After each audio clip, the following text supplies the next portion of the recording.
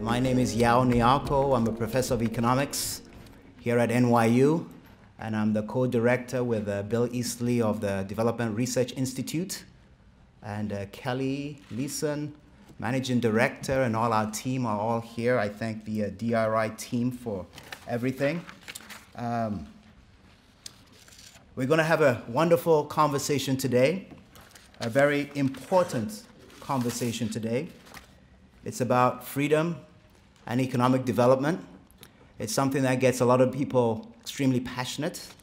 It's something that is extremely important as we're thinking through development. I remember as a teenager, I was in Ghana. We had a government. It was the soldiers, Ike Achampong in Ghana was the name. And I just remember all of us were really upset with the government, wanted to get rid of the government. And then we were reading from The Economist and Western newspapers about aid being given to Ike Achampong, helicopters he was getting, he was a soldier. And I just don't know why, but I was pissed, okay? I just said, you guys, don't you understand? We're trying to overthrow these people. Why are you giving them legitimacy, okay? So that's sort of a reaction. It still haunts me today. Anytime I see that, foreigners coming in and upsetting the political dynamics. So today's conversation is going to be about that. As we go through conversations on freedom, I'm always of the view freedom is almost unambiguously the right thing. We also have to understand there's a reality in Africa which sometimes we as outsiders, and now I'm going to consider myself an outsider, I'm not 100% in Ghana or in Africa, there is a reality out there we have to be extremely careful of.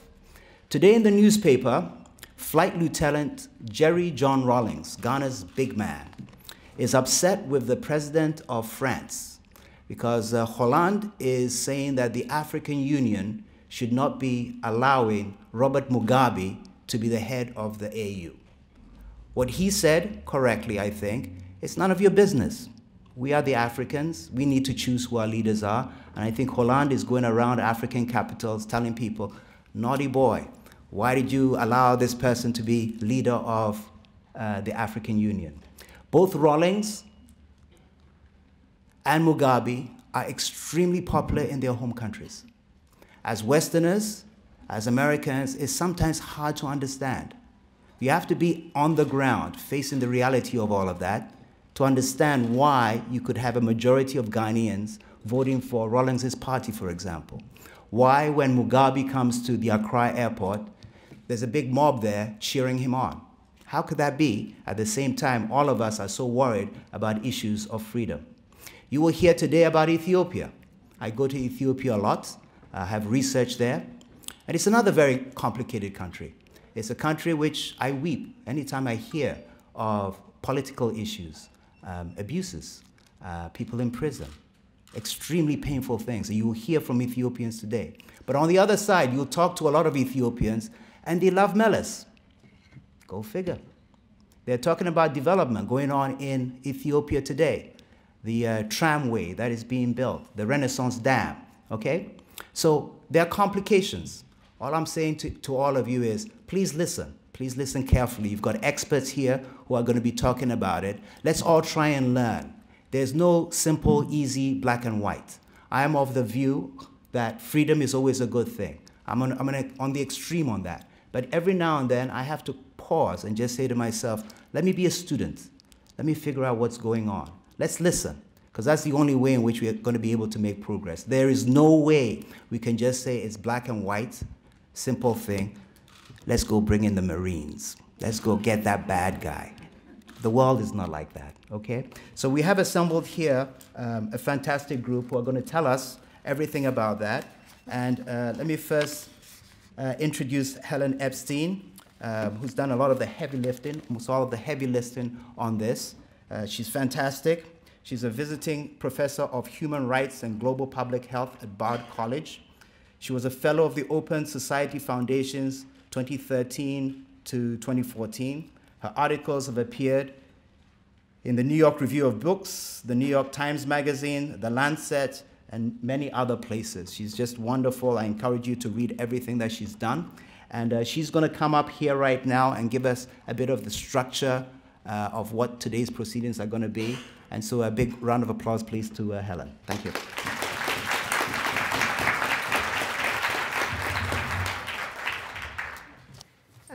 Thank you so much for that kind introduction.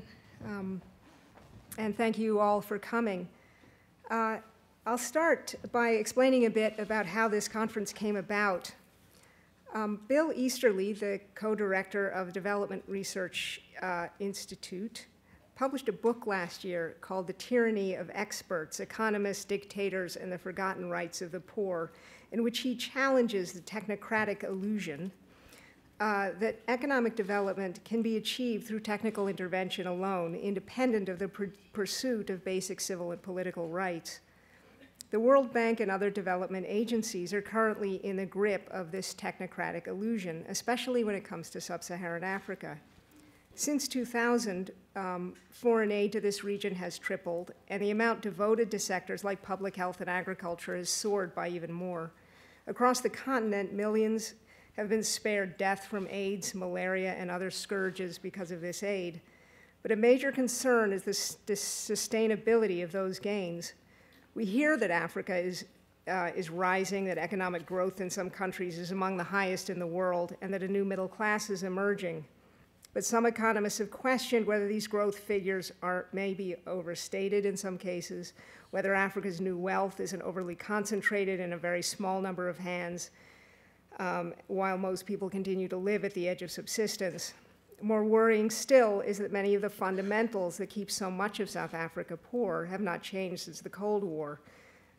Many countries, especially in Eastern Africa, remain in the grip of corrupt, repressive tyrants. Some are in the throes of violent conflict, and others may soon follow, as anger over injustice threatens to boil over.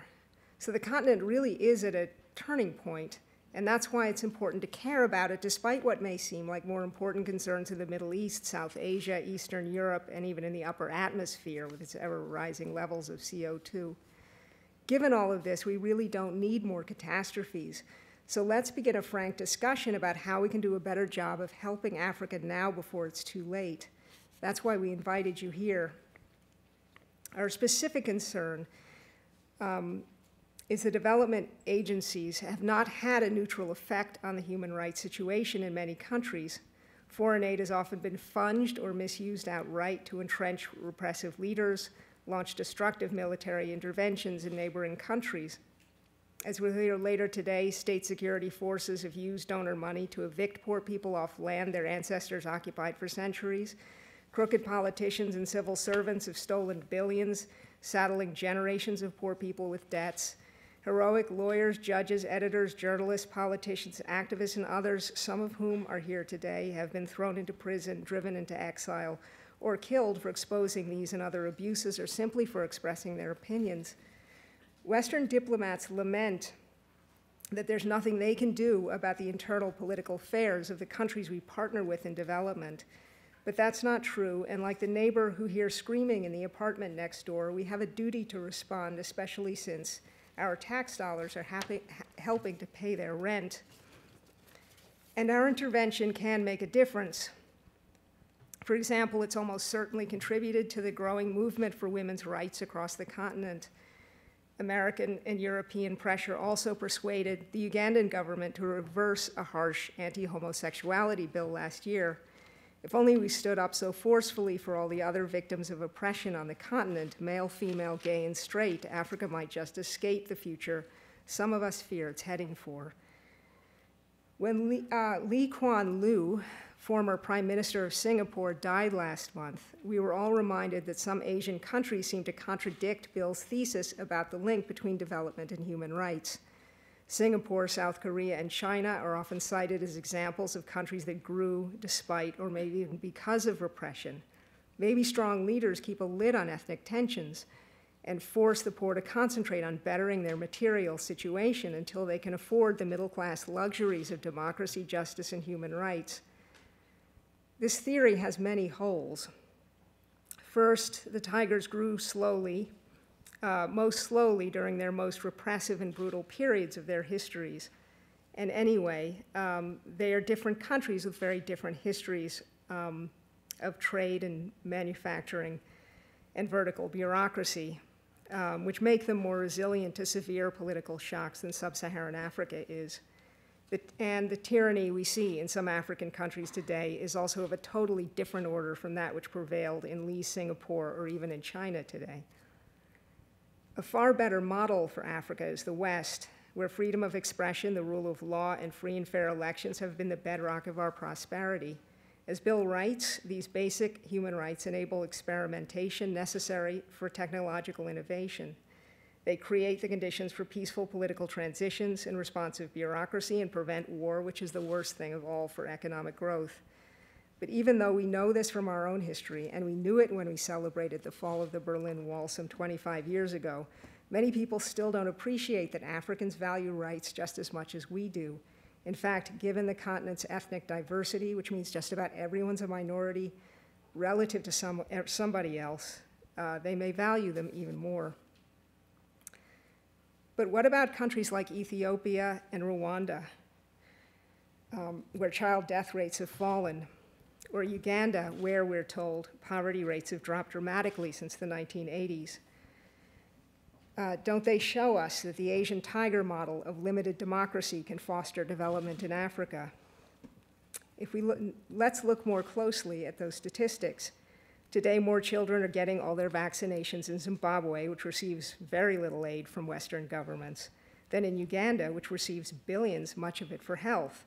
Why? Because Uganda's leaders, as we'll hear later on, have been stealing every shilling with impunity that they can get their hands on, leaving almost nothing to pay health workers and manage clinics and hospitals. Courageous Ugandans who've tried to challenge this have been intimidated, persecuted, or worse. By contrast, Uganda's neighbor, Rwanda, is spending its foreign aid well. It's almost eradicated malaria and has the highest childhood vaccination rate on the continent, higher even than the United States. But Rwandan-backed militias have wreaked havoc in the neighboring Congo, where millions of women and children have died because of the collapse of health services there, as well as murder and rape.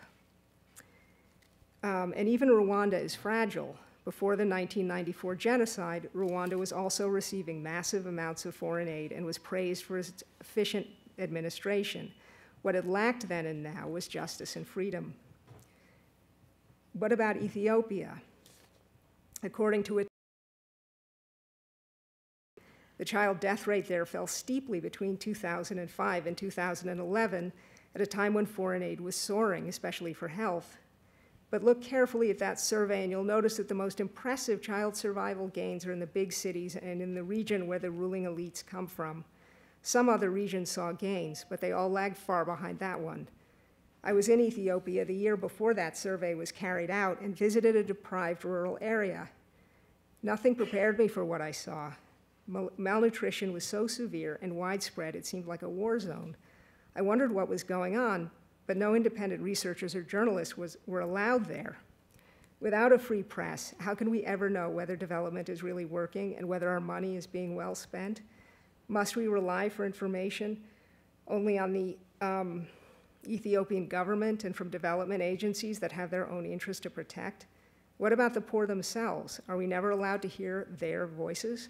No doubt they'd have a lot to say, but as Human Rights Watch bravely documented a few years back, those who speak out risk losing everything, including access to desperately needed food aid.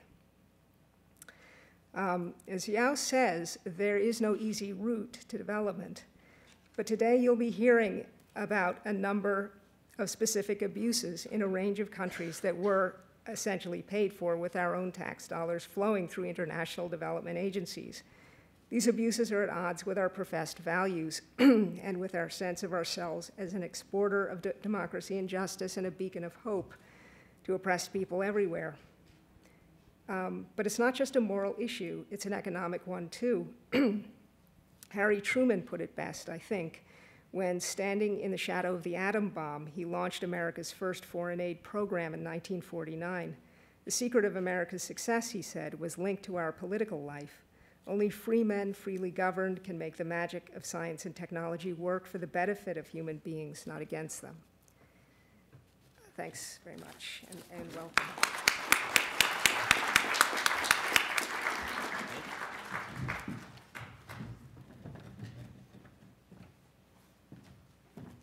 Thanks again, Helen. Very powerful words, and thank you for everything having to do with this conference today. So this is what's going to happen next. I'm going to introduce the speakers. I think I'll do it one after the other. The speaker will come up, speak for a while, and I think somebody's going to show the card. Do you have like a red, yellow card, a red card, like soccer, you know, if you're okay. You'll do that, okay? So we'll try and stick to the time. And then afterwards, we're going to have a question and answer session. I'm going to plead with you when you come to a Q&A. This subject is extremely passionate. All of you have stories. And so the speakers will be speaking and you'll be asking questions. So please, no speeches, okay? Just ask the questions. All right. So first, I'm going to ask David.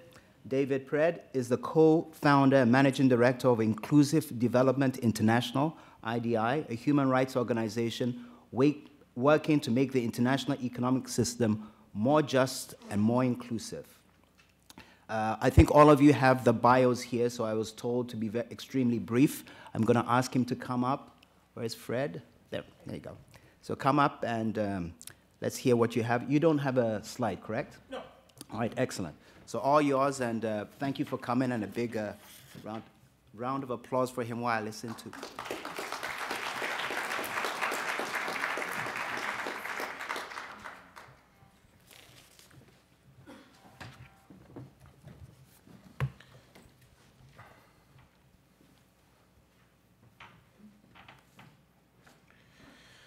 Well, thank you so much. Yeah, it's a great pleasure for me to be here. Today I'm going to tell you about the largest aid project in Africa. It's a $13 billion project financed by the World Bank, the African Development Bank, the European Union, and a number of bilateral aid agencies. It's a project that has expanded access to basic services for a large swath of the country's population, while at the same time abetting an oppressive regime in the commission of gross human rights violations against the most marginalized ethnic groups. The focus of my talk is PBS, the Promoting Basic Services Project in Ethiopia, which was the subject of an investigation by the World Bank's inspection panel following a complaint that my organization helped a group of Ethiopian refugees bring in 2012. This case and the issues of aid, human rights, and accountability that it raises could be described as the quintessential example of today's conference theme. Perhaps that's why they asked me to speak first. But before I get into the PBS saga, I would like to pay tribute to Pastor Omat Agwa Akoy. Pastor Omat is a human rights defender and a truth teller who has dedicated his life to exposing the abuses perpetrated against the indigenous peoples of his homeland, Gambella. Omat was also the interpreter and the fixer for the World Bank inspection panel during their mission to Gambella last year. Shortly after the panel's investigation report was released, Omat tried to flee the country after learning that security services were hunting for him. He didn't make it. Omat was arrested at the airport and taken into custody, where he's been held incommunicado at the notorious Mekalawi Detention Center for the past 32 days. I'm not a religious person, but for those of you who are, I know that Pastor Omat would appreciate your prayers.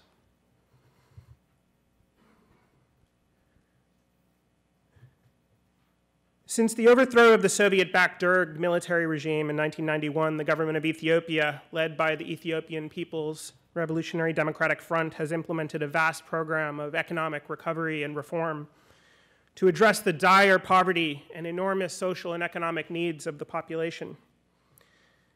The government and its development partners, as Helen mentioned, claim impressive strides towards meeting the Millennium Development Goals. And their figures show significant progress in key human development indicators over the past 2 decades, including a quadrupling in primary school enrollments, halving of child mortality, and a doubling of the number of people with access to clean water. But that's only one part of the story. In parallel to its economic reform agenda, the Ethiopian government has become increasingly oppressive and intolerant of criticism and dissent. As Human Rights Watch has reported, the government has severely restricted the rights of expression and association, arbitrarily detained political opponents, intimidated journalists, shuttered media outlets, and made independent human rights and election monitoring practically impossible. These human rights abuses are rarely openly acknowledged by Ethiopia's donors. Ethiopia is one of the world's largest recipients of foreign aid, receiving approximately $3 billion in funds annually from external donors, including the World Bank, the United States, Canada, the UK, the European Commission, Germany, and the Netherlands. Largely turning a blind eye as Ethiopia's civil society has been systematically decimated, donors justify their support by both the enormity of the need and the reported inroads achieved in reducing poverty since the current regime came to power. Ethiopia's late Prime Minister, Meles Zenawi, forged close alliances with Western nations based on a common interest in combating Islamic extremism and establishing greater stability in a volatile region. Throughout the 1990s and 2000s, the World Bank and other donors supported the Ethiopian government by providing direct budget support in addition to specific projects. In 2004, direct budget support from all donors constituted approximately 1/3 of total aid to Ethiopia. And that placed significant amounts of aid money directly in government hands with minimal control and oversight, despite evidence of egregious human rights abuses being perpetrated by the government and the military. But that no-strings-attached aid relationship became untenable following the 2005 elections, which Justice Samuel will be talking about next. In brief, after the elections that many people regarded as stolen, state security forces reacted to street protests by opening fire, killing 200 people and arresting over 30,000. Although this was not the first time that Ethiopian security forces used open gunfire to suppress dissent, this time it happened in the broad daylight of the capital city and could not be denied. Recognizing that they could not just continue with business as usual, the World Bank and 26 other donors to Ethiopia suspended direct budget support. As the bank said at the time, there was a risk that unconstrained budget support could be vulnerable to political capture or diversion from the core priority of basic service delivery. But this posed a significant dilemma for the donors. Remember, 30% of total aid had been in the form of direct budget support. Ethiopia was dependent on this money to pay its public servants. What would happen if they just turned off the taps? Well, it wouldn't have been pretty for the West's key strategic ally in the Horn of Africa. So the World Bank, in all of its resourcefulness, designed PBS, a shiny new financing instrument through which donors could channel aid into the government budget, theoretically with increased transparency and accountability. As the PBS team leader likes to brag, the project is elegantly simple. Donors transfer funds to the federal government via the World Bank, which disperses the funds in block grants to regional and district governments, which are supposed to use the money to expand access to basic services in education, agriculture, health, water and sanitation, and rural roads. Now, if you're wondering what the difference is between block grants and direct budget support, then you're on the right track. The bank sought to distinguish PBS from previous forms of budget support through a commitment to timely reporting, explicit monitoring, and the introduction of measures to encourage local accountability. Makes you wonder what they were doing before. Yet when you scratch the surface, PBS is just budget support with an acronym and the word project after it. It gives complete discretion to the government to design programs to meet project objectives. The donors, and more importantly, the citizens of Ethiopia, have no mechanism to influence the way that choices are made at the local level. And there's no way to track the funds since they're commingled with other treasury funds using the same bank accounts without separate accounting procedures. Now, few people would dispute that the aims of PBS are laudable, and they are responsive to the dire needs of the Ethiopian population. But the risk identified by the World Bank in 2005 that unconstrained budget support could be misused turned out to be painfully correct. In Gambella, the regional government's program for improving access to basic services was the villagization program. According to the official plan, villagization was to occur in all districts of Gambella with the goal of creating access to basic socioeconomic infrastructures of those people who are living scattered and along the riverside, and those who practice shifting cultivation. Under the 3-year plan, which began in 2010, around 200,000 people, or 70% of the region's population, were to be resettled into new villages. Schools, water, health posts, roads, and other infrastructure were supposed to be provided in these new villages in order to facilitate better access to services and, quote, bring socioeconomic and cultural transformation to the people.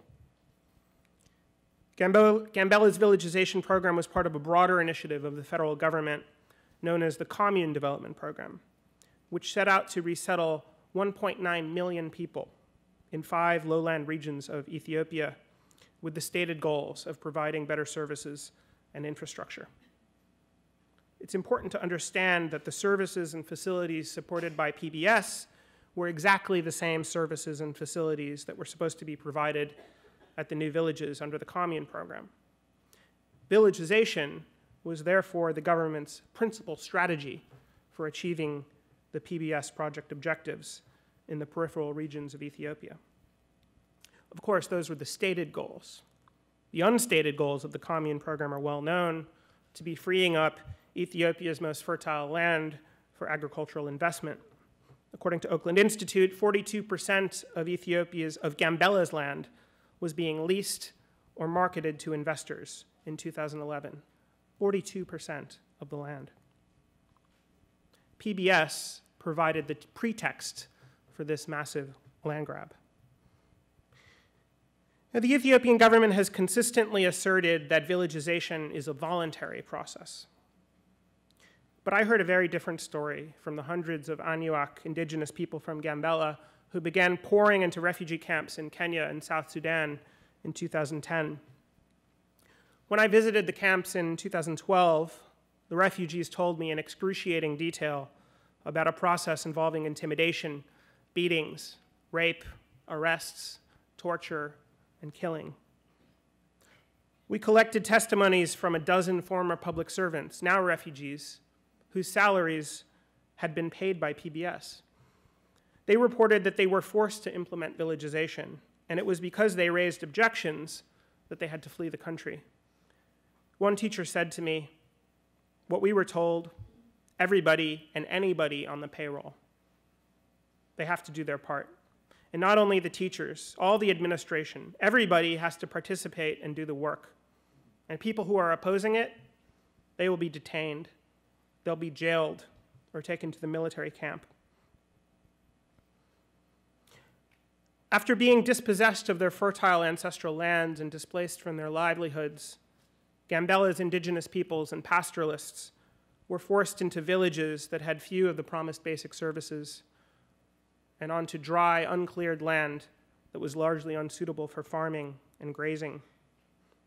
One of the refugees told me, "Because we had no access to food in the new village, I went back to my old village with my daughter to bring food. One of my relatives was there, trying to retrieve the maize that he was forced to leave behind when we moved. Suddenly, soldiers came and accused us of feeding rebels, shot our relative dead. They beat me and my daughter and raped us both. My daughter's right knee was dislocated. She lost consciousness, and we all suffer the trauma of these abuses." In September 2012, I arranged a meeting with the World Bank and 5 newly arrived refugees in Nairobi.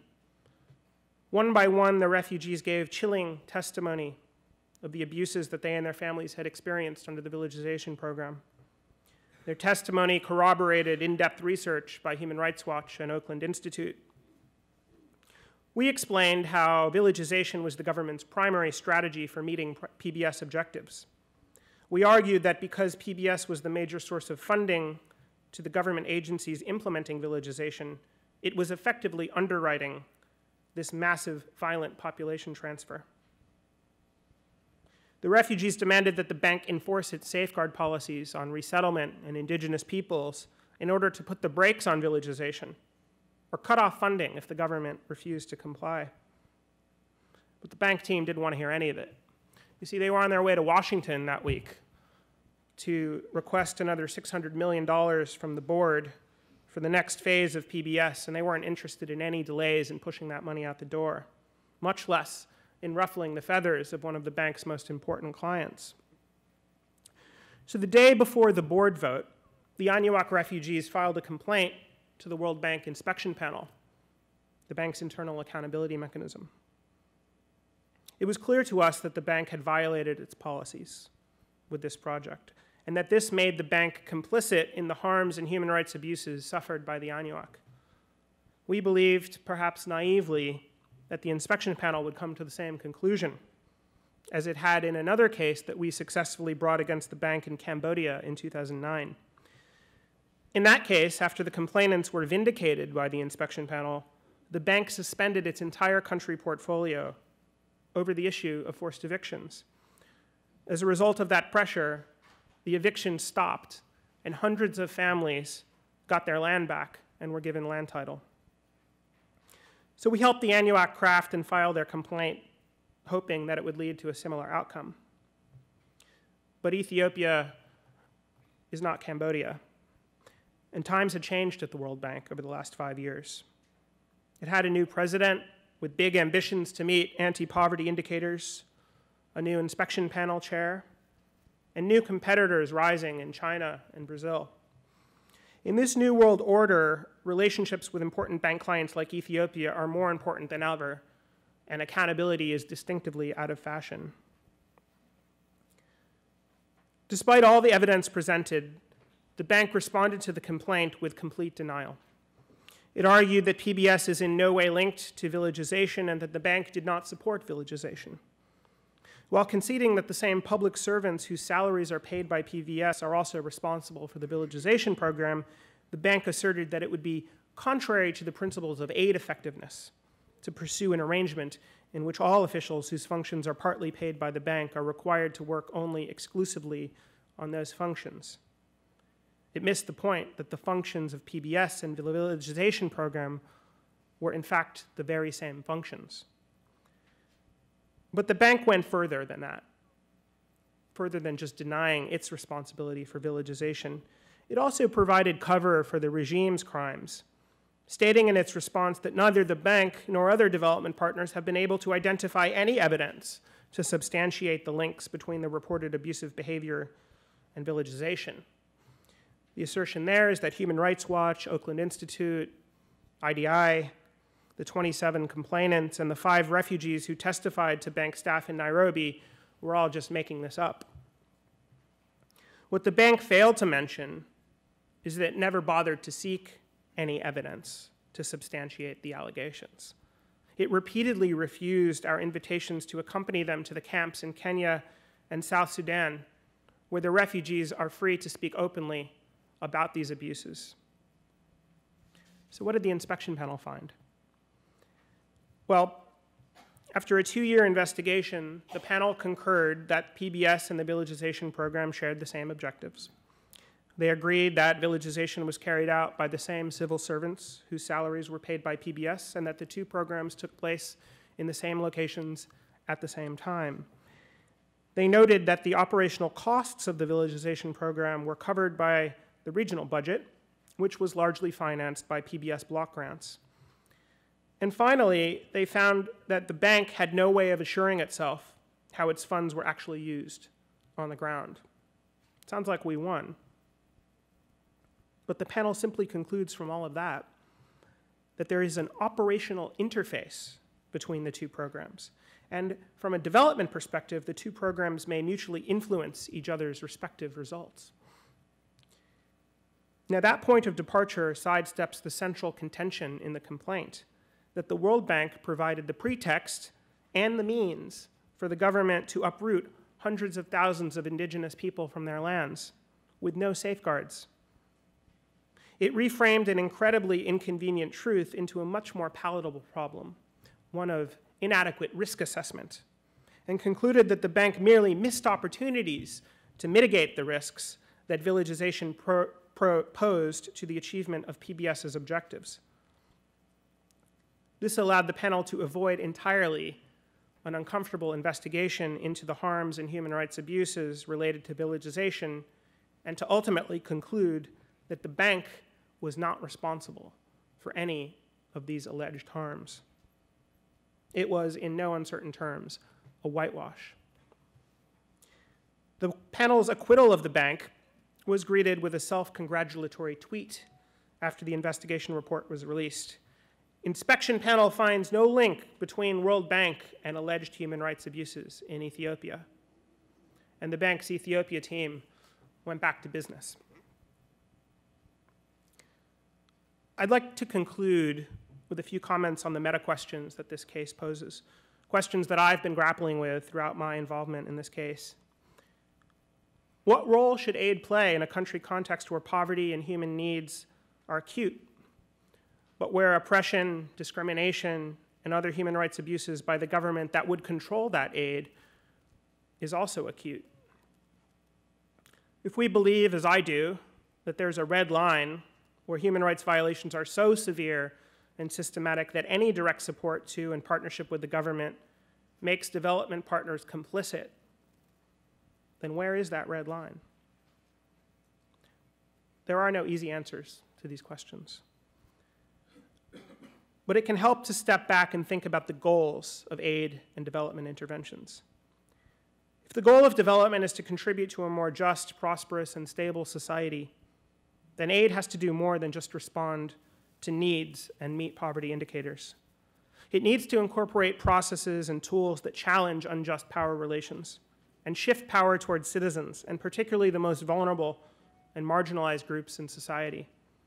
It needs to confront discrimination head-on, and it needs to be able to ensure that, on balance, it's making the overall human rights situation better and not just propping up dictators.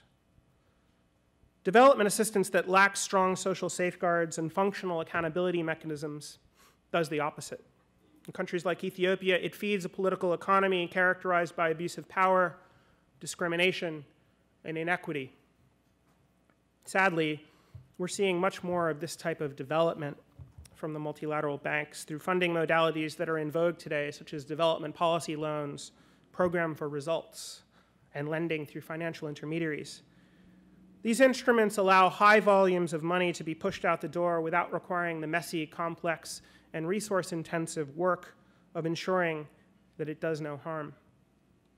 Meanwhile, we see the World Bank systematically dismantling the accountability system that it built up in response to the demands of social movements throughout the 1980s and 90s, and the regional banks are sure to follow suit.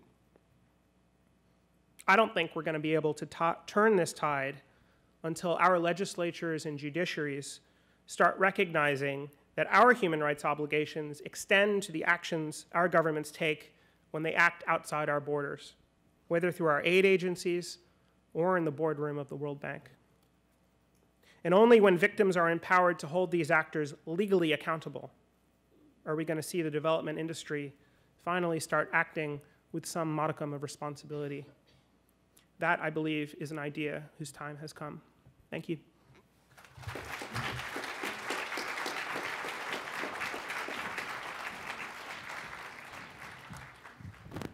Okay, so thank you, David. So we're just got a view from the front lines. Again, very powerful, and thank you for all the hard work you do, okay? Really appreciate everything. Next, another example, front lines. I'd like to bring up Frehiywot Samueli, who has been legal advisor to the government of Ethiopia's Southern Nations, Nationalities, and Peoples Regional State, SNNPR, and was Chief Justice of the SNNPR from 2003 until he left Ethiopia in 2006. He has a great story to tell us, an important story to tell us. So Justice Samueli, could you please come up? Thank you. Big round of applause for him.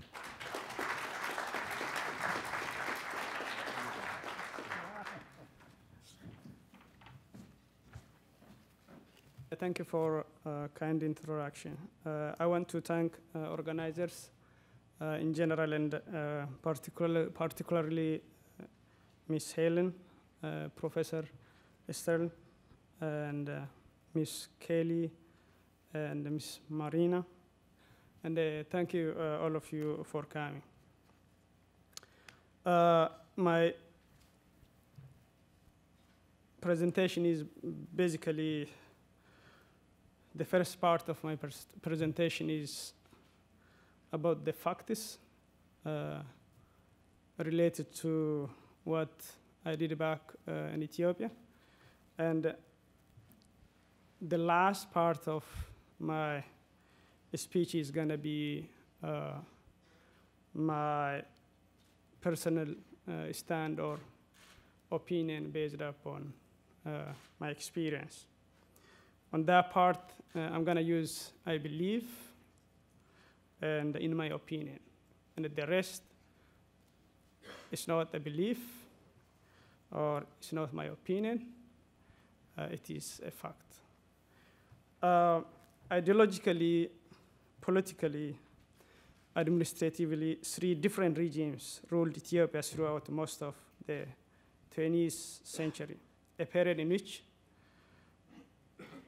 the country went through continuous strife for democratic governance.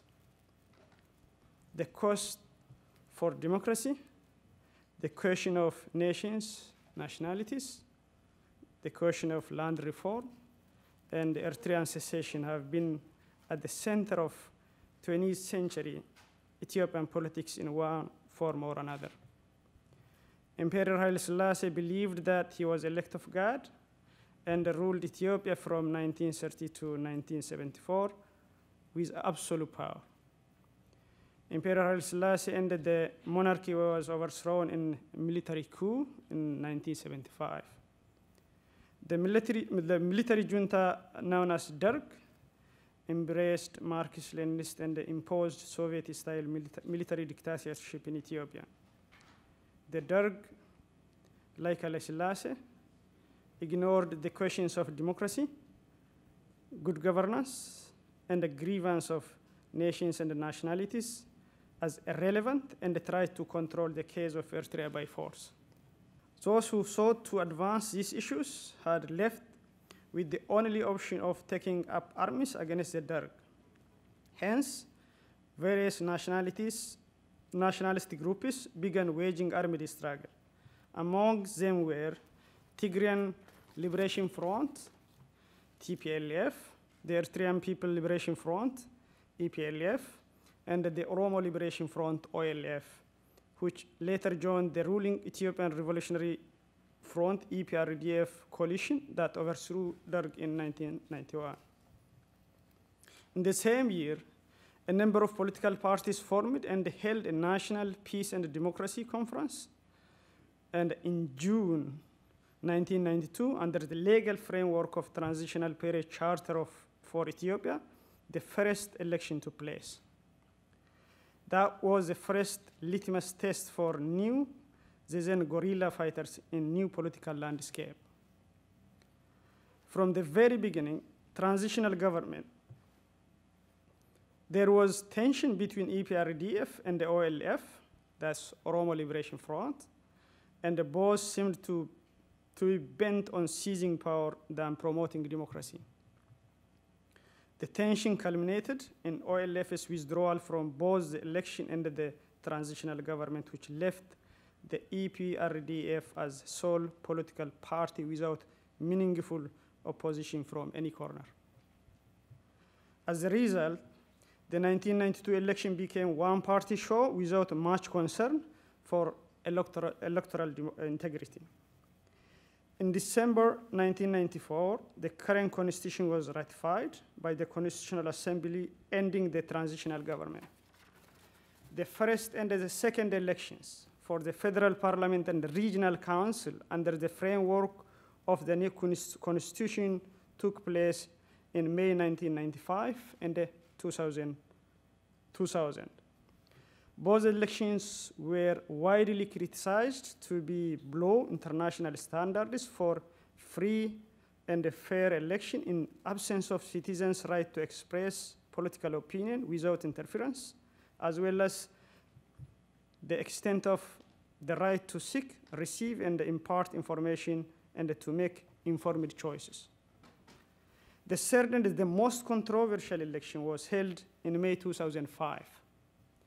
Having briefed so much about the tale of three elections, I will focus on that of 2005. The 2005 election was unprecedented in the history of Ethiopia in its public participation and the pre-election campaign and debates. The EPRDF began preparation a year before the election, and the party leaders were confident that they could beat the opposition parties fair and square without any vote rigging. During discussion with the Independent Inquiry Commission, late Prime Minister Meles Zenawi explained how he and his party were confident about election ahead of time and they were mistaken about the people of Addis Ababa.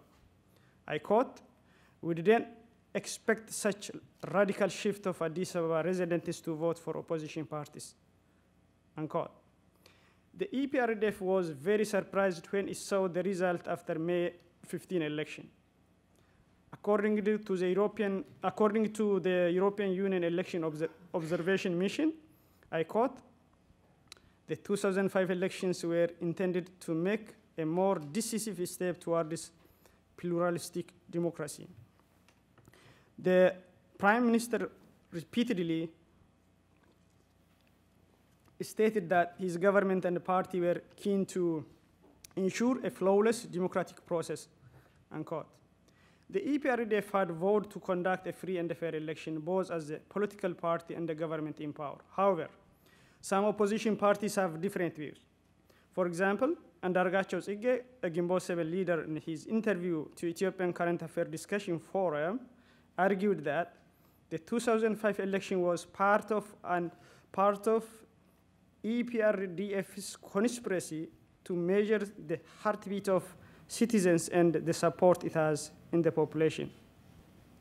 There are others who still believe that the EPRDF was genuinely misled by its cadres and intelligence reports.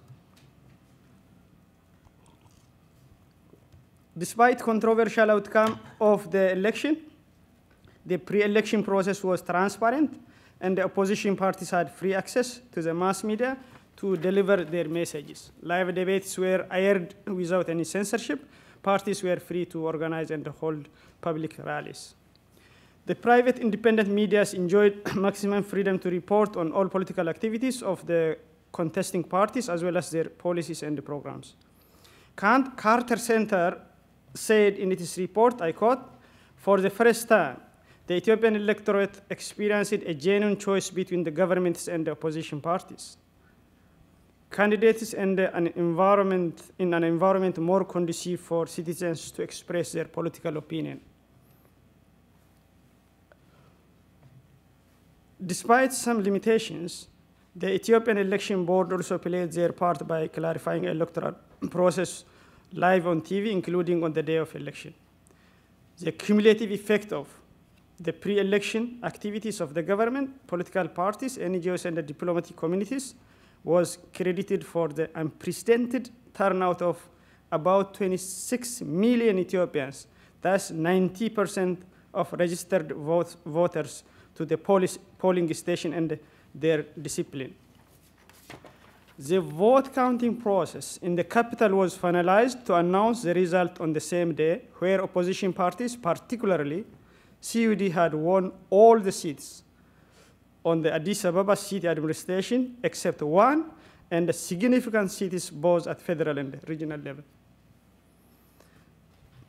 The European Union Election Observation Mission reported that overall observers judged the process as very good or good in 77% of polling stations, poor in 17%, and totally unsatisfactory in 5%.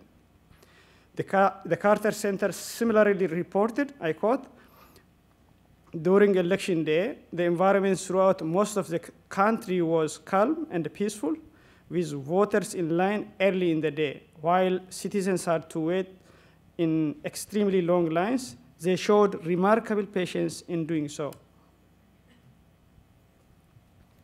The end of the quote. The Carter Center pointed out some minor irregularities, such as failure to publicly post election results, some underage voting, improper transportation, and so on and so forth. The election took a dramatic turn after the poll closed on May 15, and specifically after the vote result of Addis Ababa were announced. While the preliminary results for Addis Ababa were announced immediately, the vote counting in the rural took extra weeks and in some cases months to finalize.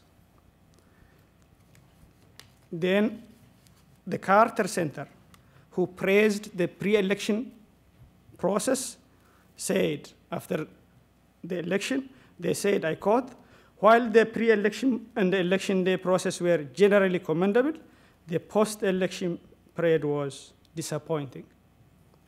The post-election period was, the period following May 15 was marked by highly charged political tension, several days of protests and electoral violence, delay in vote tabulation, a large number of electoral complaints, and a prolonged and a problematic electoral dispute resolution process, unquote.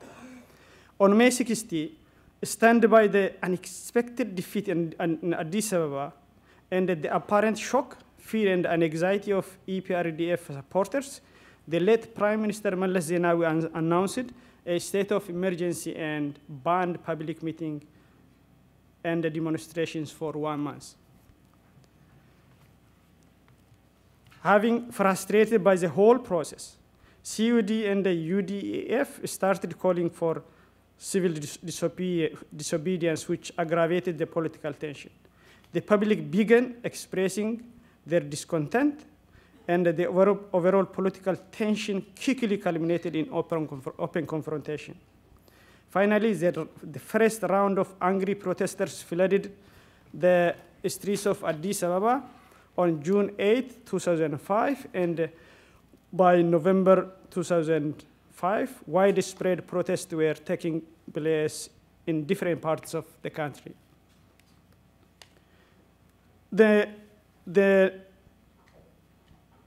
As a political tension widespread all over Ethiopia, the number of civilians who involved in each area was estimated to be between 700 and 10,000.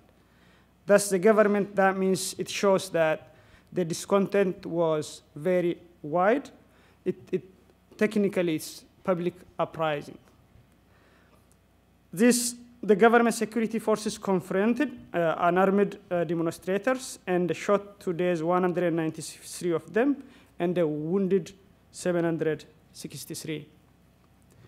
As internal and external pressure mounted, the Federal Ethiopian Parliament established an independent inquiry commission composed of 11 members to examine the proportionality of the measures taken by security forces, as well as human rights handling and the extent of property damage caused by the violence.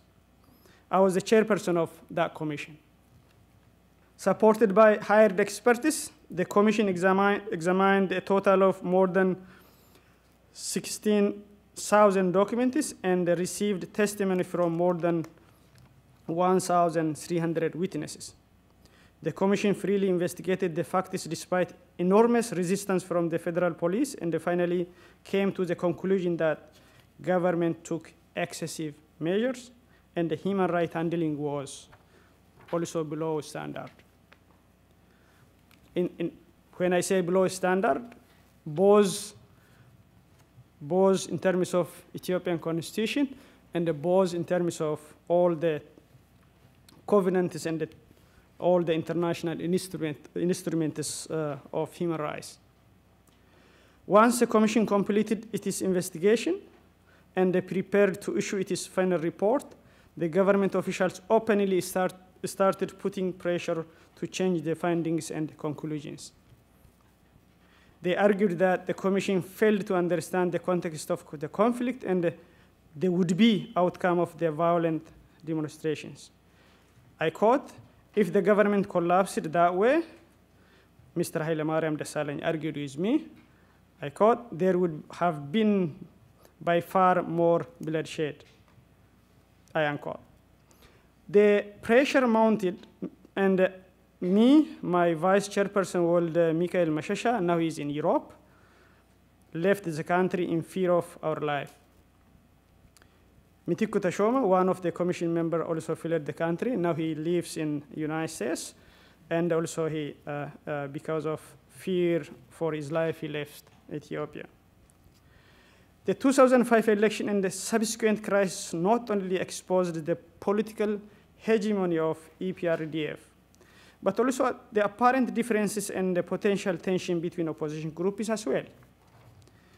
In the context of this conference, whatsoever the political future of Ethiopia may be, by now one thing should be discussed.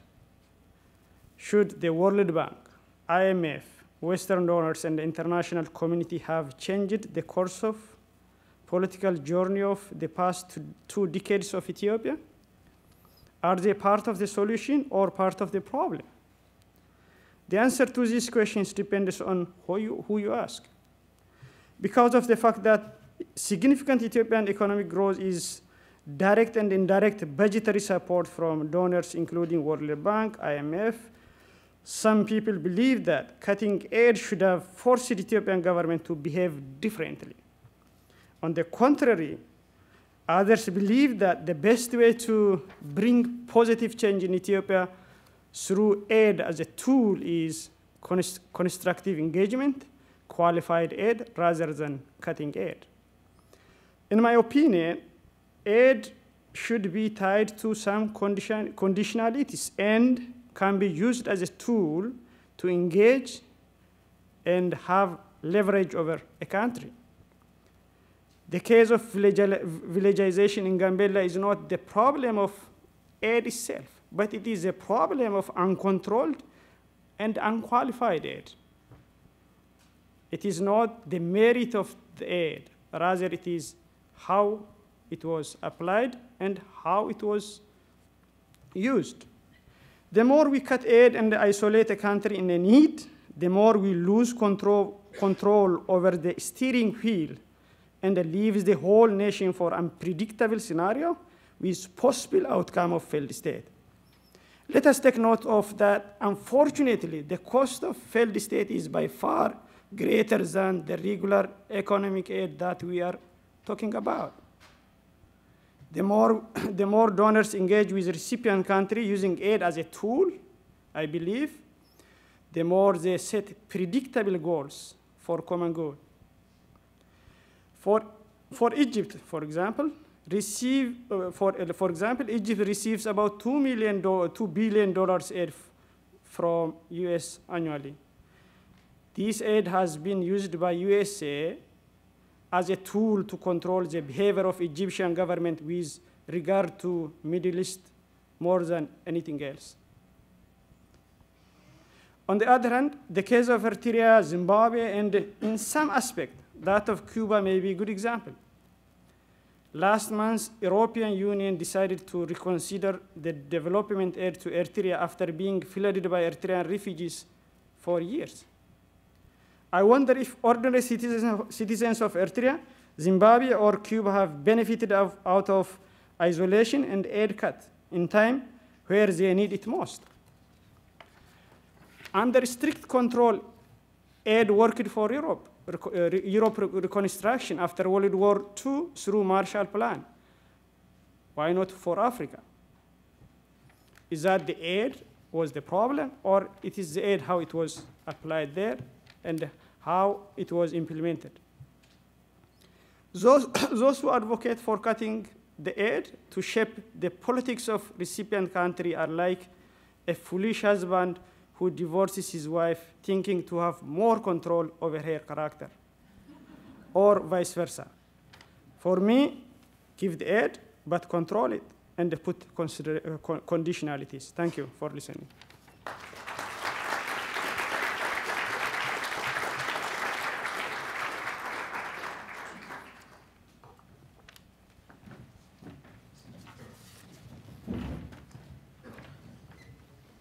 Okay, so we had two very good talks on the front lines, what's actually happening on the ground. So this is the Q&A time. There's a mic up here if you would just line up.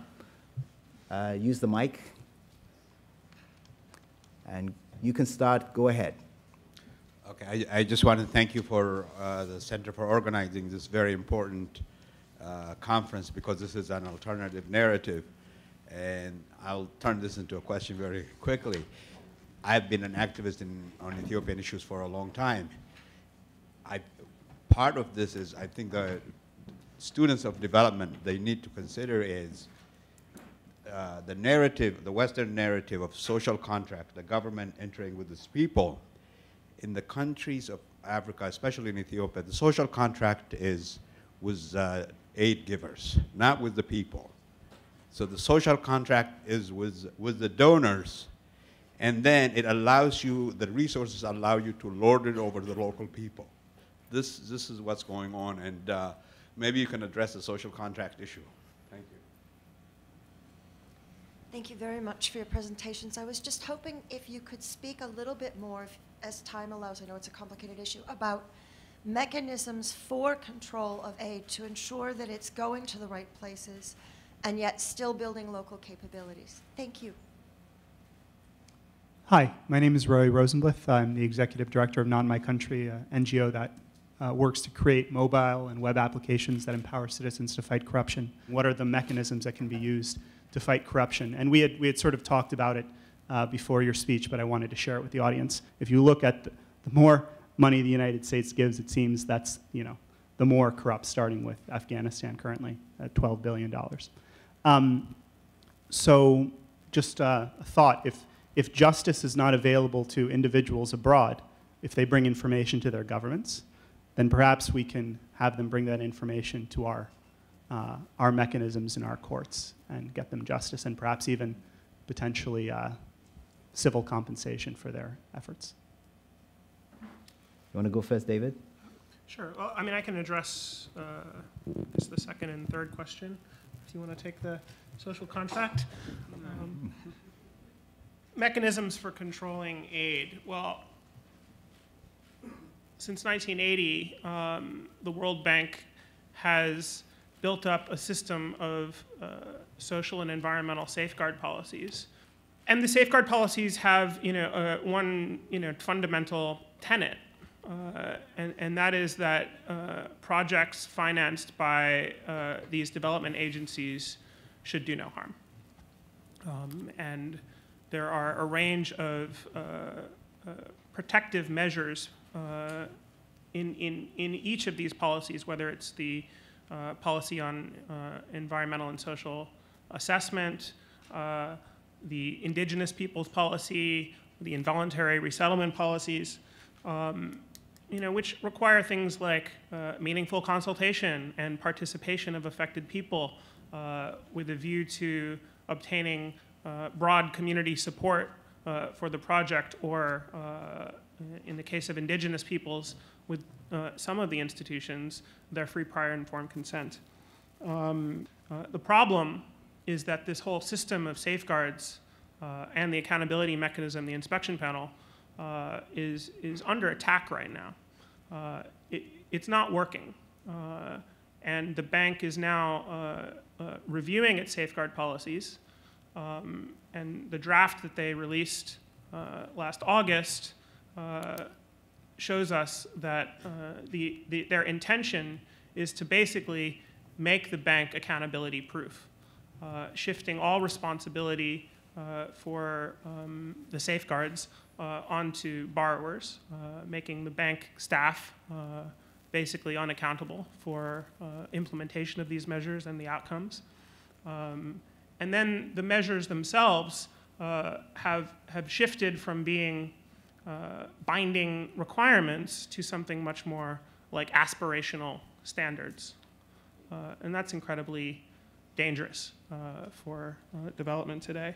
And so what I proposed, and I think it gets to the last question, is that we need to start looking at real accountability of these institutions. We need to start looking at legal accountability in our courts.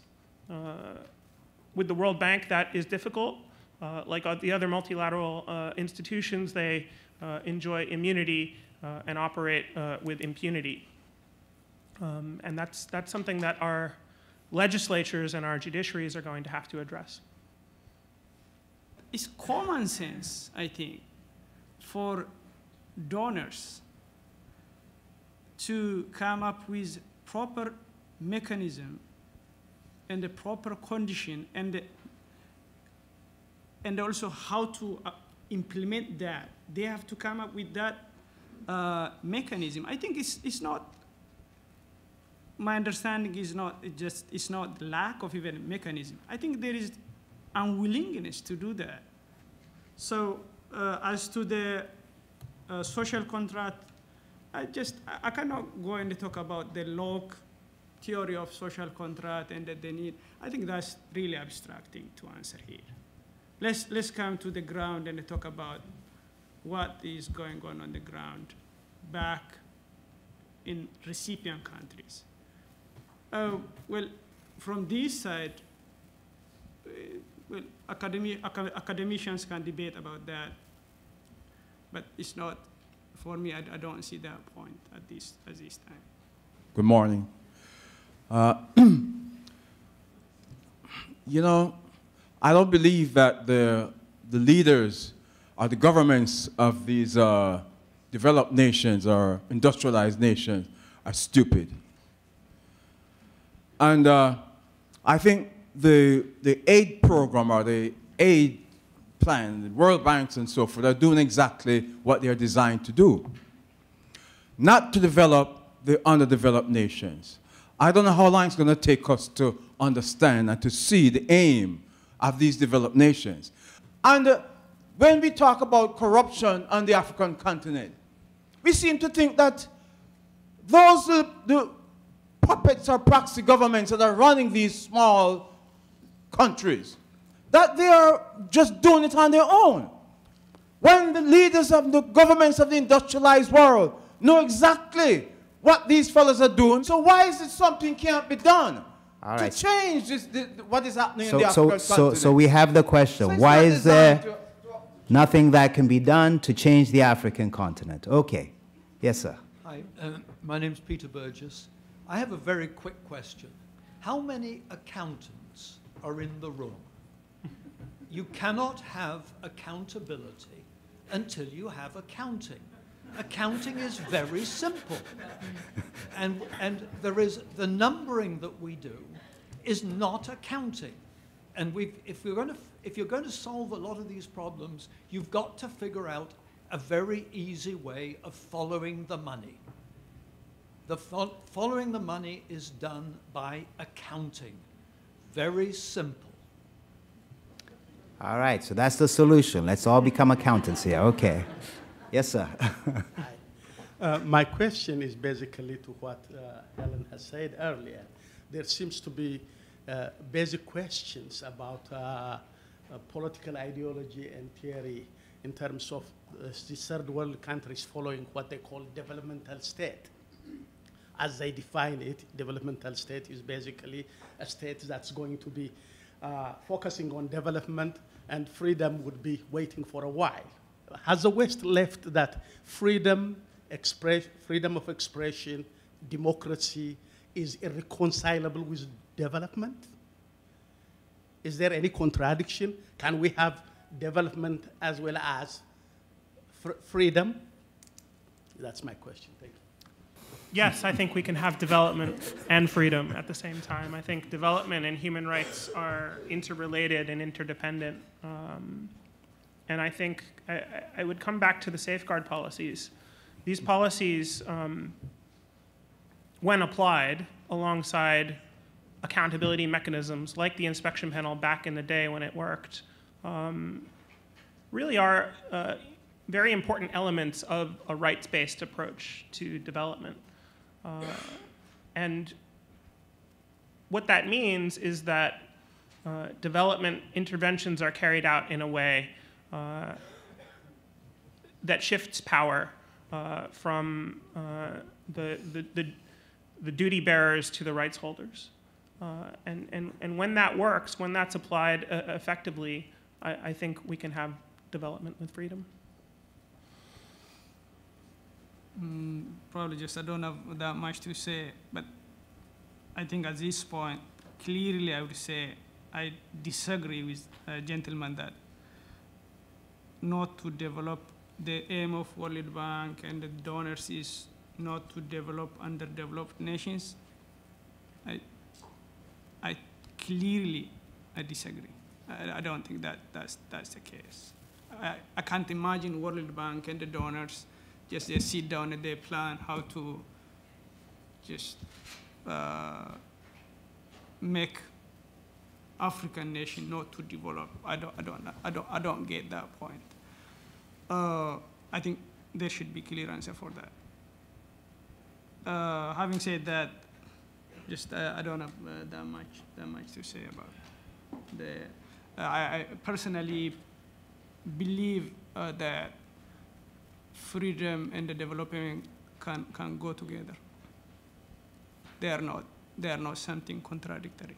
And I really appreciate the way the issue of accountant came up.